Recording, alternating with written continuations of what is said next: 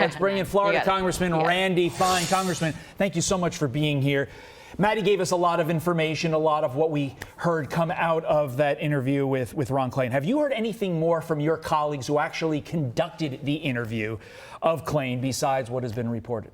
I haven't, other than their fact that someone wasn't willing to take the fifth. He answered questions. And look, he should, because he probably was the president for the last couple of years, so he knows what's going on. This is the biggest political scandal in American history, and I'm glad my colleagues are getting to the bottom of it. Okay, so looking ahead, we have August 21st, Ian Sams, September 5th, Andrew Bates, Karine Jean-Pierre, Jeff Zients as well, all scheduled to appear before GOP investigators, the House Oversight Committee.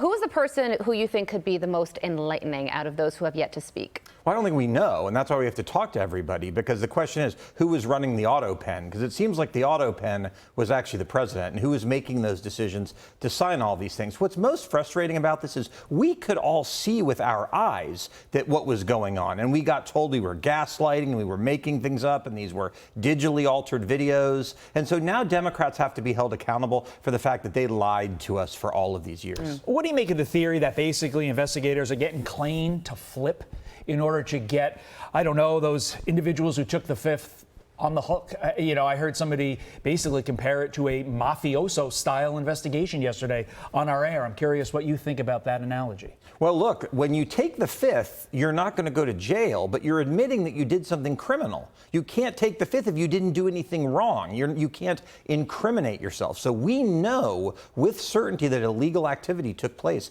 in the Biden administration. Now the question is, can we prove it, and will people go to jail? That's my hope. Yeah, so where is this going, and what are the stakes here, and what do you think the most plausible ultimate outcome will be? Well, I think we gather all the information. We use our power to subpoena people, to ask questions as we're doing, and then we make that criminal referral, and hopefully the Trump administration will put the right people in jail. Could you see the former First Lady being called in to testify? She certainly could. Look, I said when I was running for office, I thought she engaged in elder abuse. I mean, Joe Biden was clearly unfit to be president, and her pushing him out was just a terrible, terrible thing. Before we move off this topic, what do you make of, I like to refer to her as the Forrest Gump of Democrat politics for the last 30 years, Hillary Clinton being brought up, basically going to Klain and saying, there's something wrong with this guy. I don't think he should run. I think he's politically compromised. What do you make of that? Well, she should know. I mean, we had those issues as well, and we've learned by some of the stuff that Tulsi Gabbard's come out with that she may have been physically compromised when she was running for president. So this seems to be a habit with their candidates, and the good thing we know is Donald Trump takes more questions like in a day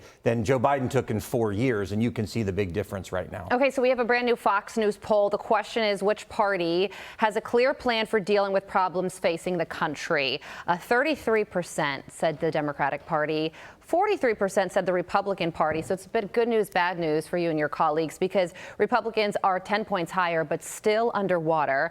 What's your reaction to that? And what is the Republican plan for dealing with the problems facing this country? Well, I'm surprised they got 33% because they don't seem to have any plan at all. Look, you can see what our plan was in the one big beautiful bill. It's tax cuts for regular people, no tax on tips, no tax on overtime, and then making sure that we're spending money on the things that matter, like border security. President Trump's got a clear vision for the country. We've been focused in Congress on implementing it and making sure we take that into the midterms next year. But Congressman, when I look at those numbers, something jumps out at me, and it's this perception is reality situation. I heard what you just said, totally understand what you're saying, but if the people don't feel like Republicans or Democrats obviously have a plan, then that is concerning. And this is one of the number one things that I hear from people out in public who really aren't into politics. They're like, both parties, they don't have a plan, they don't know what they're doing. How do Republicans take that concern and then message it differently going forward? Well, we have that obligation right now. We've just started our district work period in August, and we need to talk about the extraordinary wins that President Trump has had over the last 6 months, whether it's tariffs,